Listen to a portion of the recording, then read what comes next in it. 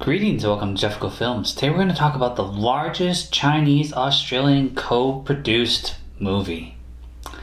Yeah, it's got a lot of spiders in it, so let's review The Seven Guardians of the Tomb.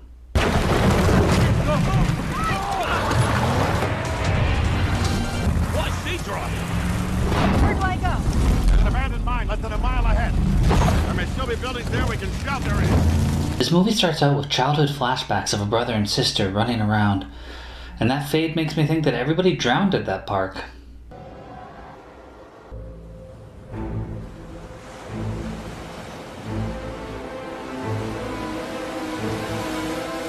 Gia goes home and runs into Mason, played by Kelsey, and he tells her that Luke, her brother's gone missing and that he was on site out in China, but he's got a team ready and a chopper and they're gonna leave tomorrow. Then we get close-ups of spiders. I guess we jump back in time 3 days because we see Luke driving with his buddy heading towards the site, and at some point he falls through the ground into a cave, but I'm gonna go ahead and call it a tomb.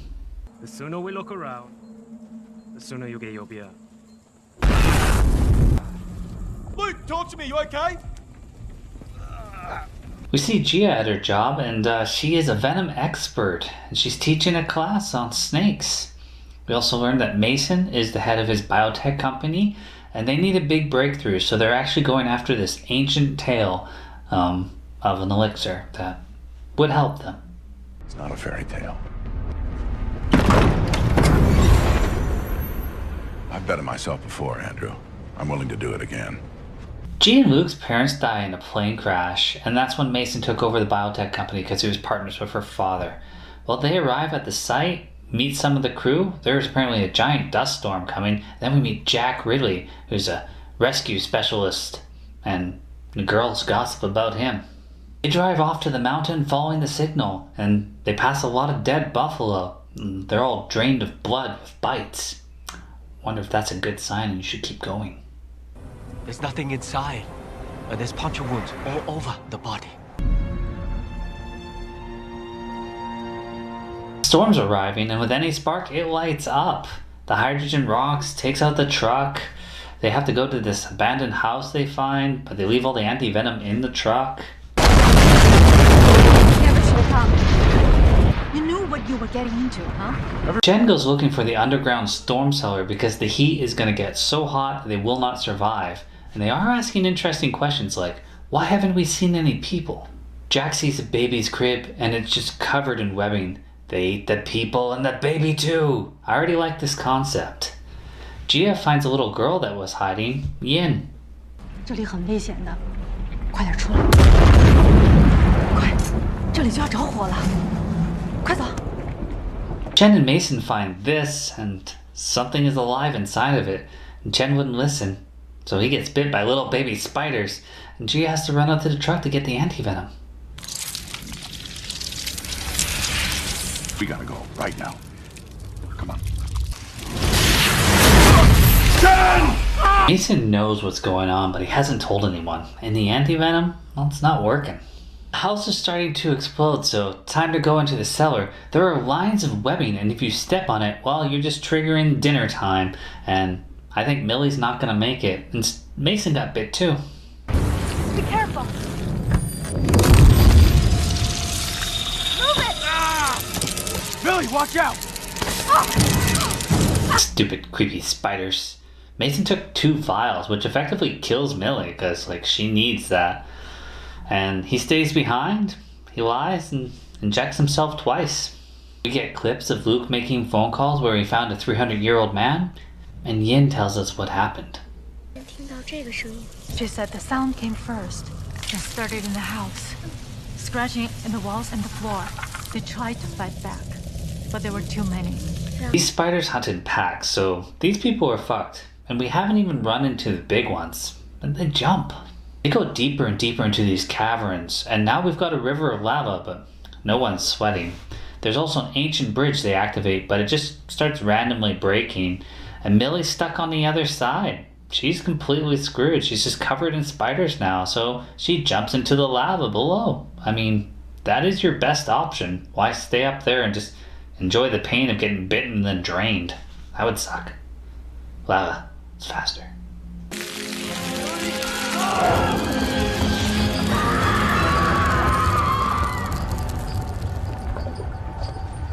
spiders have a larger leader, like the size of 2 hands.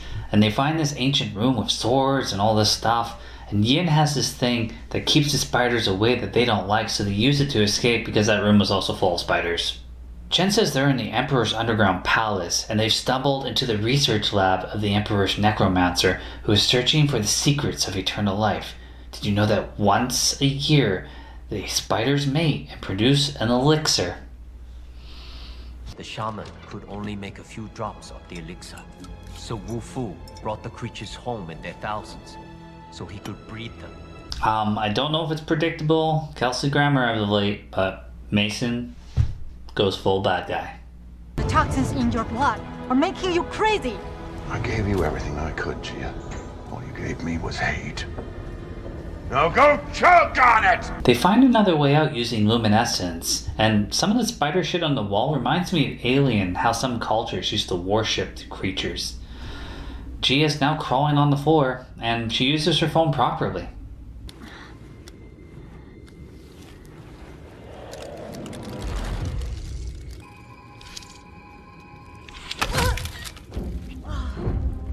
And then the roof is collapsing and they have to escape that. I mean, they do a lot of escaping in this. They end up in the Emperor's main room where they find Ethan, Luke's buddy. I don't think he's doing too well. Jack gets into the water to get a broken GPS and a flashlight and has a close call. And that is one way to check out his abs. He also opens up to Gia about losing a friend in the aftershock during a search and rescue. Character development. Nice. They're crossing this bridge and every step is a trap. But they managed to find Luke, who actually injected himself with anti-venom, which is smart. Because, like, you know, unless the spiders were going to drink you like they drank most people, the bites aren't going to kill you then. You'll just be kind of comatose until somebody wakes you up. He's alive. Wait! The line. Booby trapped. And whatever you were trying to figure out, you better do it fast. Okay. And they managed to get into the Emperor's tomb after they, set off the trap to save Luke. And we run into Mason, who's got a crossbow giving a bad guy speech. I'm onto you. They're inside you. Just like they were inside your mother. That's how they know where we are. She's been leading them to us all along. You're lying. Luke saves them, but I think Jack takes an arrow. Gia actually gives him the elixir and, heals him up. And then I think we hear a big one, which is about time because I've been waiting for a giant spider. Damn, there's this dog-sized one that's inside of this nest. I guess they've been pretty much led there. The spiders have just been pushing them in that direction so they can get fed upon. Terrific. They need to find north. That's the only way they're going to get out. But thankfully they have a compass, a family compass. We got the flashbacks of it and everything. I think Gary's fucked though. I think that big spider's going to eat him. You okay?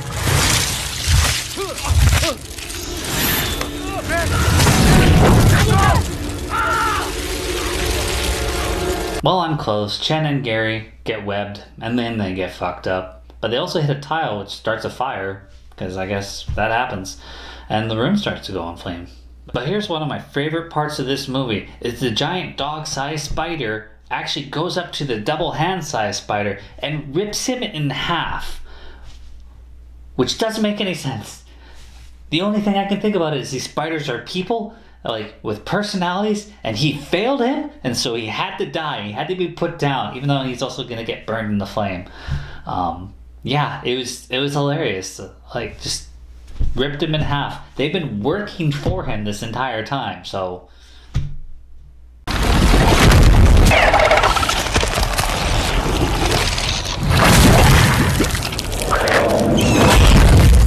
The humans get to the mountain exit, and Yin, well, this happens. Let's go home.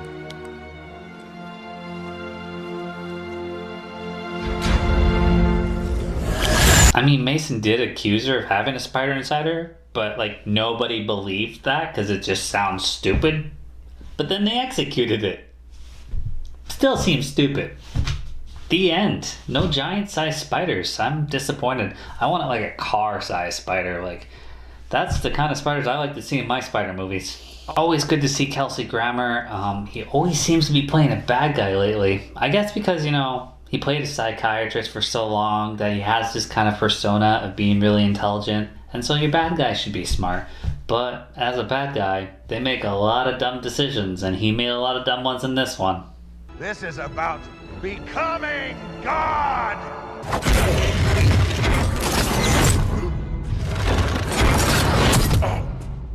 Kellan Lutz was fine too. A little bit one note, but that's more the writing. The guy's just got to find the right role for himself. Prove he can do more. I'm not sure he can, but I'm not against him. I'm not on his side, but I'm not against him. I promise you, we're gonna find him. Bingbing was good in this as Gia. I know her from Forbidden Kingdom, The Meg, Resident Evil. What I don't understand is she's 50 years old. How can she be this cute? In the end, if you want to see a movie about spiders that's a little bit creepy, a little ridiculous, you've got tombs to explore, constantly needing to escape, you know, bad guys that want a secret to eternal life, then this is your movie. But